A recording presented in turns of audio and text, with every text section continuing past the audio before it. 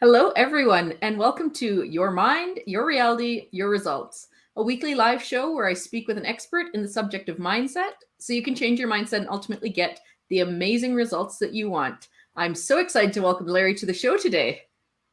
Hey, Leah, thank you for having me. This is so awesome. And, I love talking about mindset. So this is going to be a great conversation. It is going to be a great conversation. You won't want to miss it. If we haven't met before, my name's Leah Fink. I'm the owner and founder of All Thrive, and I help protect people from the pain of damaged relationships. So if you ever want to discuss that, I would love to connect. But we are really here today to capitalize on Larry's expertise. And if you want to do that, please do feel free to comment, ask questions. Even if you're not watching this show live, put those questions in the comments because we will be able to get back to you and you can get answers to what you are wondering. Now, this is an important topic for a lot of people, so we are going to get into it. But first, you want to share with us how you got into podcasting. What's your story? Yeah, for starters, my name's Larry Roberts. Once again, I'm the owner founder of Readily Random Media, and I started podcasting about a year after getting sober. So about 8 years ago, I was a raging alcoholic and got sober out of that gig. So after the fact, I needed some kind of creative outlet. And I stumbled on this wild, wild west they called podcasting. And I was like, man, this is a really interesting platform, and I got to learn more about it. So I did and jumped in and started my first show. That's fantastic. And Larry, you have an amazing story, so I encourage people to seek you out and hear a little bit more about that. But we are here today to talk about podcasting because it's important to a lot of people. It's a very consumed media source. It's very popular these days. Maybe we'll actually start with why do people start podcasts? What are the different purposes of podcasts? Really, there are an endless number of reasons to start a podcast, but these days we're seeing people starting podcasts to get their message out, or if they're business owners, they get their brand awareness out. They create engagement and a connection with their audience or their clients. I mean, there's other podcasters that just do it for fun. I think that's one of the things that really holds a lot of people back these days is everybody thinks you have to have a reason to have a podcast. You really don't. If you've got something that you're passionate about and you want to share that passion and you want to share that story and you want to bring some awareness to a particular topic, there's no better way than to start a podcast. I fully agree with you. It's a super fun medium to play around in and share your story. And maybe the piece that's stopping a lot of people is a bit of that fear or that nervousness. Do you meet a lot of people that people don't want to hear my story or it's scary to share my voice? What kind of things are you hearing? 1,000%. People are scared to death. I mean, this thing right here in front of us called a microphone is a very intimidating piece of equipment. And even as a podcaster, the first several years, and it's kind of hard to display here, but I used to kind of hide behind the mic because I didn't think anybody really wanted to hear my story. No one wanted to know about Larry or why Larry was podcasting, so I hid behind the mic and my guests. So I made sure that I always had a guest there to essentially carry the show. And I think that's a huge hurdle for people to overcome, is getting beyond the fact that you're the star of your show. You're the reason you're having the show. And once you have a show, you're the reason people keep coming back. There's only one constant in every podcast, and that is the host. So people are coming back for that constant. Sure, that's not to say that having guests don't attract listeners, because they will show up if there's a guest that they want to hear. But the only thing that keeps them coming back is the consistency on your part and the fact that you continue to show up. So overcoming that fear, that's all about that mindset that we were talking about when you were introducing the show.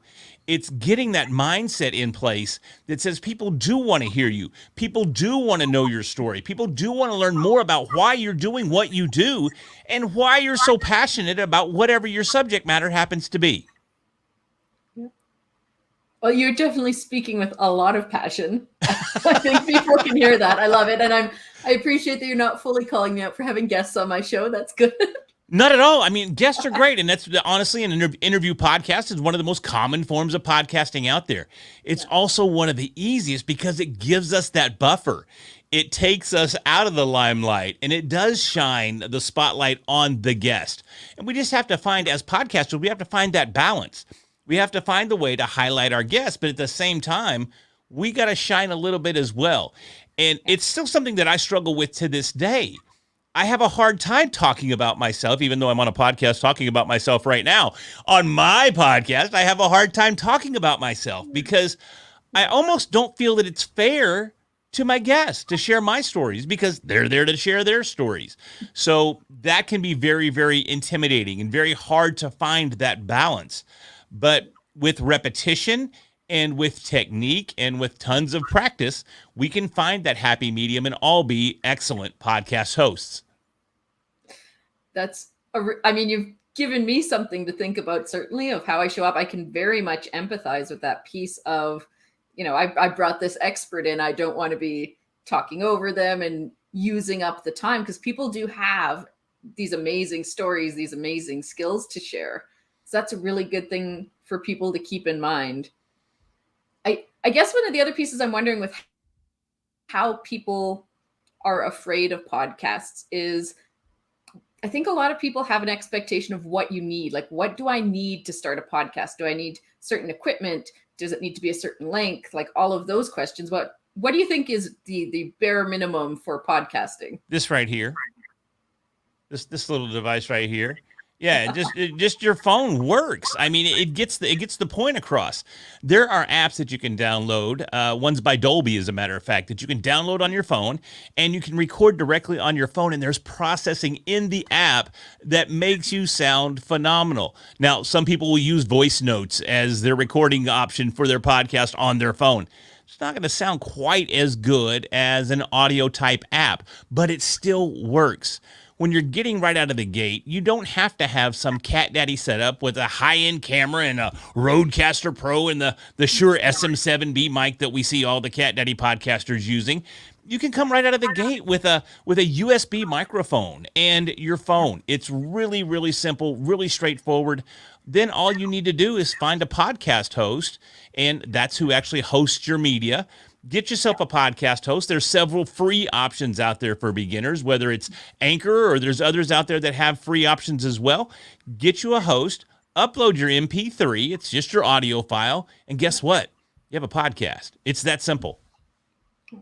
Well, this is something, when we met and I was asking you questions, that was one of the things you shared with me, is because the podcasts I had listened to previously weren't live shows that had then been podcasted. Mm-hmm. They were carefully edited, curated. Someone was going through, taking out the ums and the back sound and what person said that they didn't like. And it was very comforting to me. And this will be turning into a podcast very soon, to hear I could take this live show with all of its quirks and pauses and whatever else is happening. And podcasts don't have to be this perfectly polished. In fact, do you think people enjoy a little bit of that live realism to it? I think that they definitely can. And I don't want to downplay the side of having great sounding audio as well.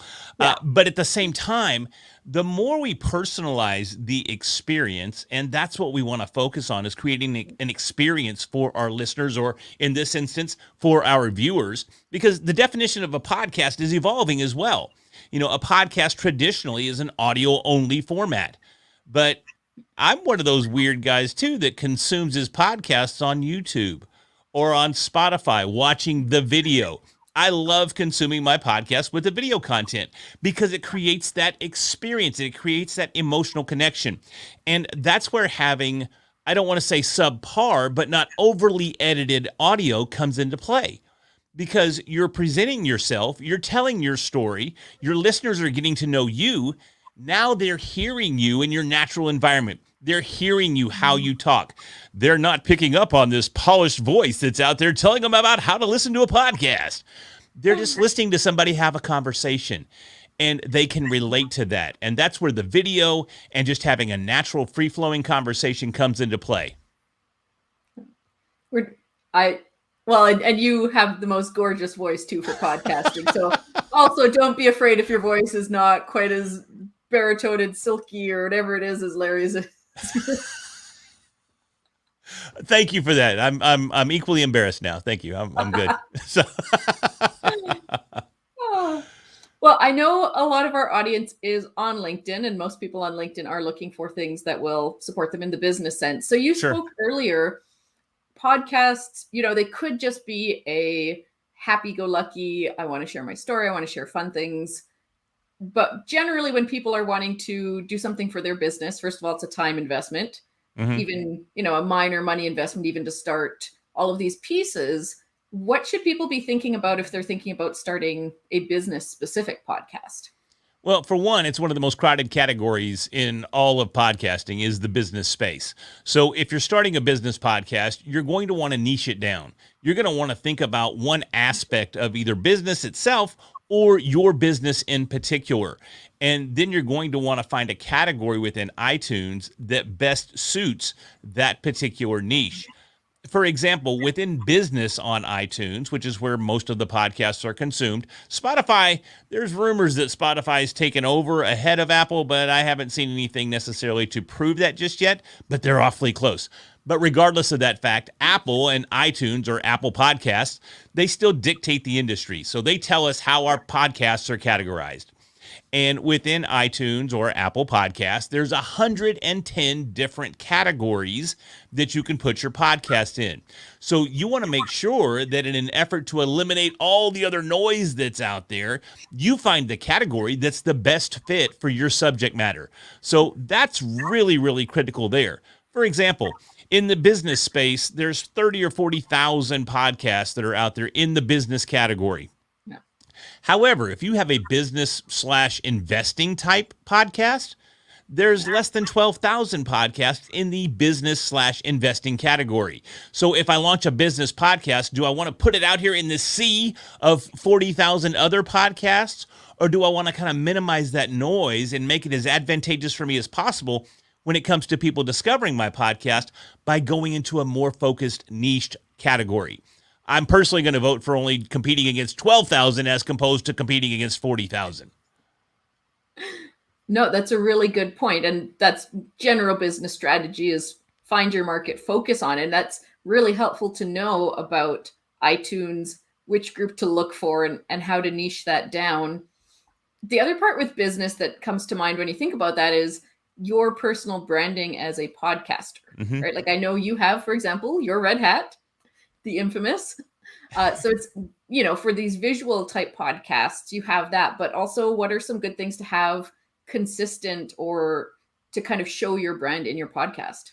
Yeah, it's consistent messaging. Whether the messaging is part of the intro of the podcast, whether it's the description of the podcast, or even if it's that what many times podcasters will do is launch a 0 episode, or it's that very first foundational episode. It's more of a trailer than anything, but that messaging is consistent there. And that gives a potential new listener an opportunity to either read a description, listen to that trailer episode that's probably in the 90-second to maybe 2-minute length of runtime, and get an idea of exactly what you're talking about. Then you want to maintain that consistency in your episode titles, your podcast cover art. If you have episodic cover art, you want to maintain that consistent messaging and that consistent value proposition that potential listeners are going to get by tuning into your podcast each week. That's a really good point. I certainly know when I started out, because I was really fortunate. Someone in my network said, "Hey, I know you're hosting a workshop. Want to come on my show to kind of promote it?" I went, "Great." Started doing some, speaker networking, and then they were asking, "Why don't you have a show?" And that's really how this started. And I definitely know if I'd known you back then, there would have been more consistency and a better structure to the beginning. And I feel like now I've been honing in on that. So yeah, that's super helpful. Now, I lost my train of thought for a second. It's all right. That's what's so great about conversations is we can lose our train of thought and then just get right back into it. We just relax. We just have a good time. Perfect example. It just clearly that was meant to be. So with podcasting, obviously you can have the best message in the world. If you don't have an audience to hear it, no one cares about your message. No one cares about what you're putting out there. How do you start getting an audience? What do you do now that you have this content that you're putting out there? Well, one of the biggest things is simply be consistent. Put that content out there consistently on a schedule. There are certain days of the week that are better for certain types of podcasts because people consume various types of contents at different times throughout the week. Generally speaking, on a Friday, if I have a business podcast, people probably don't want to listen to a business podcast on Friday. They probably want to listen to their favorite comedy podcast on a Friday after having a long week at the office. So if you have a business podcast, you probably want to launch that earlier in the week. So there's strategy involved as to release times, release days, and the type of content that you're doing. But the biggest thing is just that consistency. You have to consistently show up. People want to know that when they jump in their car on Monday morning to make that long commute to the office, they can tune into Leah's show and have that with them on that drive.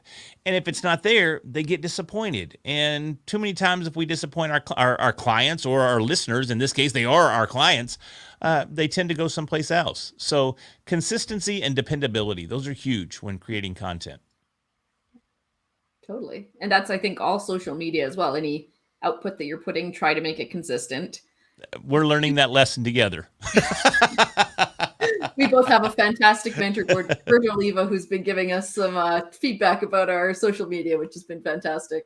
Yeah, it's hilarious to hear that each week. But yes, he's hammering the point home. We do need to be consistent in our social media as well. And that plays into your podcast. I mean, if you have a podcast, put that out there on social media. Let people know. And don't just spam your podcast out there. Structure your posts in a way that provide value and then have the episode reinforce the value prop that you're driving home in your social media posts. So again, it's having that consistent messaging, not just in your cover art, not just in your description or your trailer episode, but even in your social media posts. Understanding your message, your why, and knowing why you're doing the podcast and what goals you have in mind to accomplish by doing that podcast, all of that translates into your marketing and your reach and your discoverability for new listeners. I love it. So, we're kind of talking on one challenge or particular pitfall that people tend to fall into here. Sure. Are there other common mistakes that you see happening that you really wish people knew about so they'd avoid? The biggest thing is not being yourself. People look at other podcasts, they see what they're doing, they go, oh, here's a top 10 podcast, it's crushing it. And I have that exact same personality, so if I do exactly like they do, I'm going to crush it too.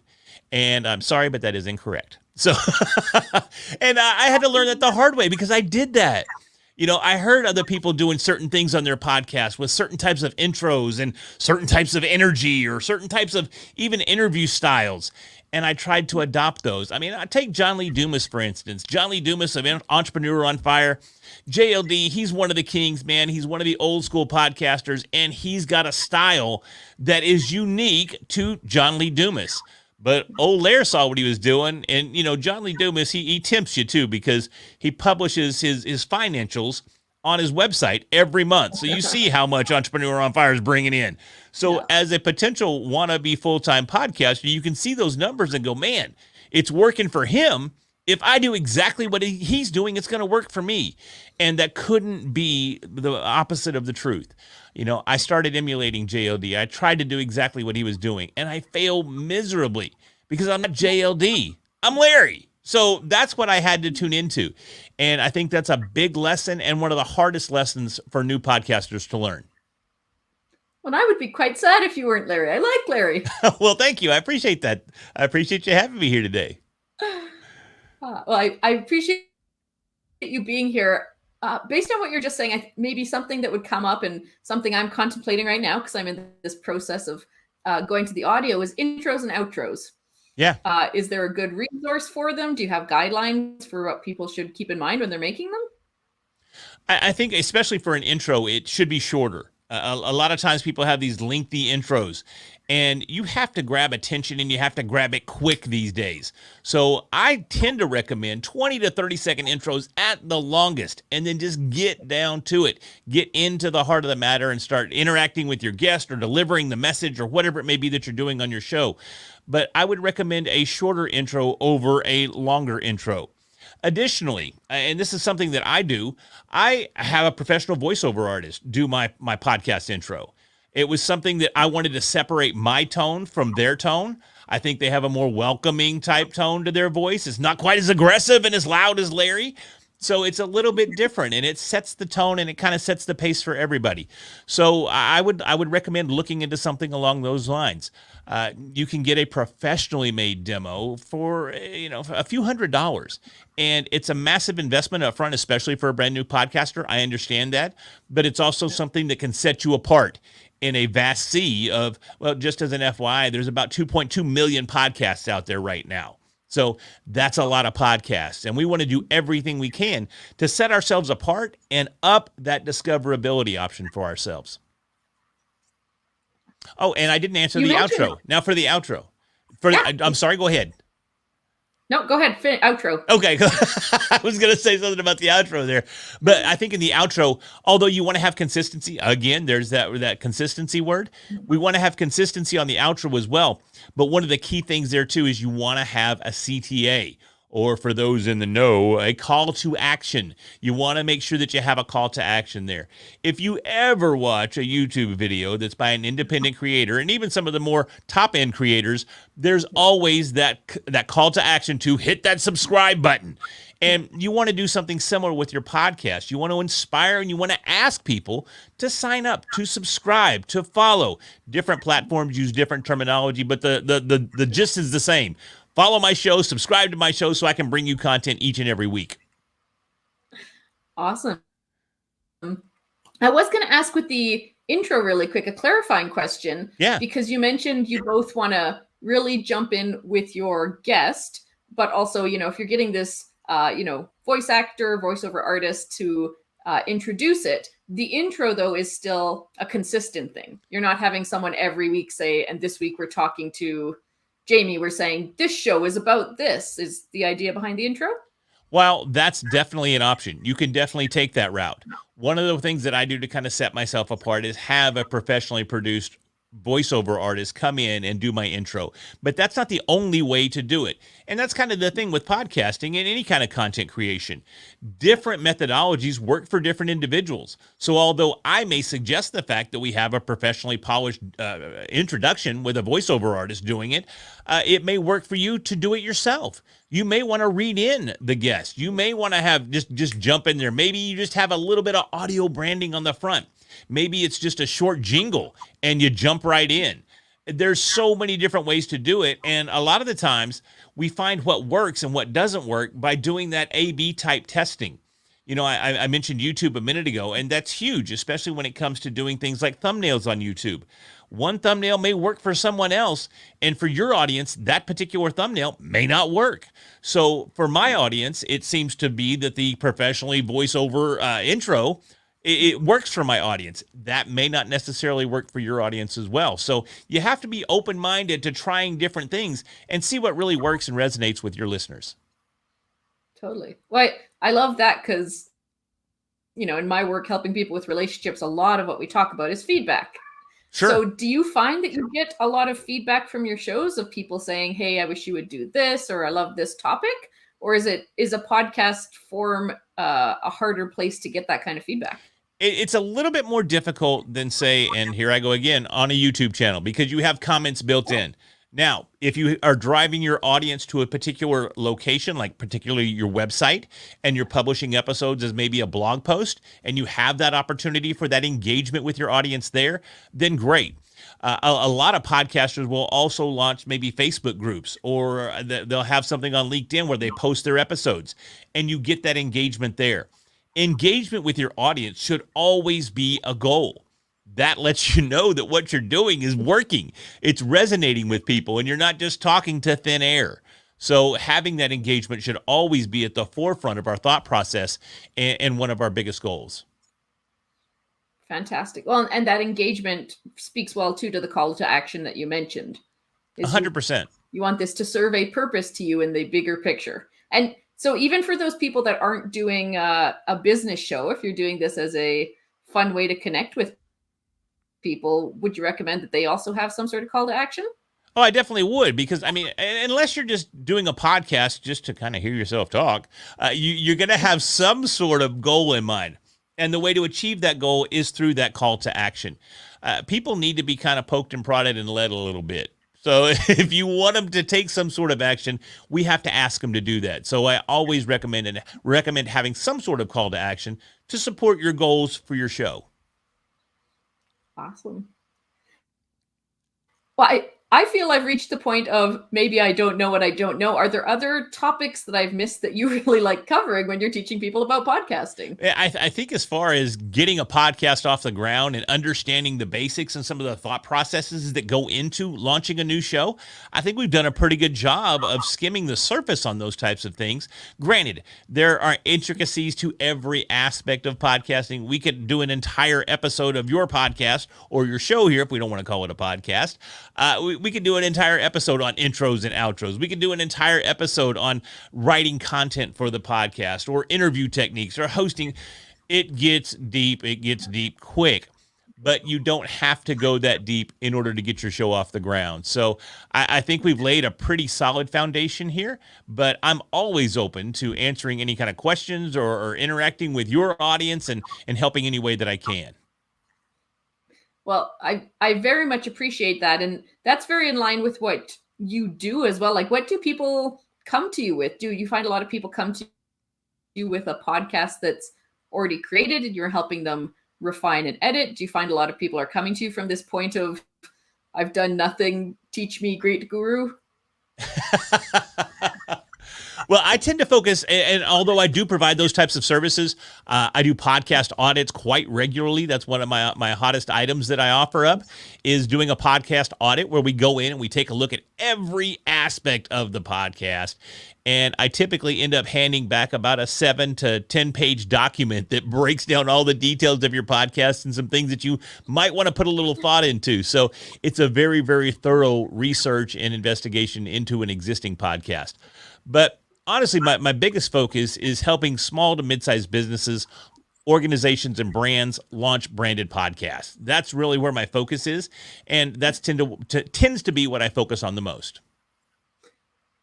Well, that's one of the reasons I really wanted to capitalize in asking you some of those business questions, is because it is a strategy. We need to get our voices out there. We need to have, like you said, a consistent brand. And if people are serious as doing this as a strategy where they're willing to invest that time and that money knowing they will get the return, obviously that's the kind of thing you are there for. Yeah, and that's one of the biggest struggles. Podcasting is somewhat of a fragmented content creation process. And I say it's fragmented because there's so many different places for your podcast to go and to be consumed. So when we start a podcast, it goes out to iTunes, it goes out to Spotify, Google Podcast, Amazon, and a host of other players and platforms where people can listen to your content. Granted, most of those platforms don't get a lot of traction, but you still get some play and you still do get some attention on those platforms. Yeah. But that can make it very, very difficult for us to understand the analytics behind our podcast. So we have a hard time bringing all that together to give us those analytics and give us that data that's behind the scenes so that we can make informed decisions when we're laying out that strategy for our show. And that's again, why I tend to talk about YouTube a lot, because the term podcast, and here you've kind of got me on a tangent now, I apologize, but, okay, but the term podcast has kind of evolved. We talked about it briefly a minute ago, in that podcasting at one time was just audio only, but people are consuming podcasts on YouTube and video platforms all the time. And while that may be considered a vlog or a video show or even a YouTube channel, people are calling them podcasts. So if someone's calling that content a podcast, guess what it is? It's a podcast. So that's one of the cool things, because on YouTube, you've got a contained environment. You've got analytics. Everything is created, it's published, and it's consumed in one area. So you've got all those analytics. You've got all that data behind the scenes that shows you who started listening to your podcast, when they started listening to your podcast, when they regrettably turned your podcast off. So you can go back and you can go, oh, they started dropping at the 8-minute mark. What was I talking about at the 8-minute mark? Did I tell that same story that I've told 18 times on other episodes? Maybe I need to stop telling that story. I know that's what I'm a victim of. But That sort of thing is hard to find in the podcasting space, so it makes it very, very difficult. Now, I do go behind the scenes and I do try to consolidate all of that data for my clients so that we do have an informed decision-making process in place. Awesome. Well, Larry, now that you've given us all this wonderful content, what's your call to action? Oh, what is my call to action? Follow me over on Instagram, man. You know, Leah, you brought up Bert Oliva a minute ago. He's like, you guys have got to boost that IG following. So please head over to IG, follow me at Readily Random.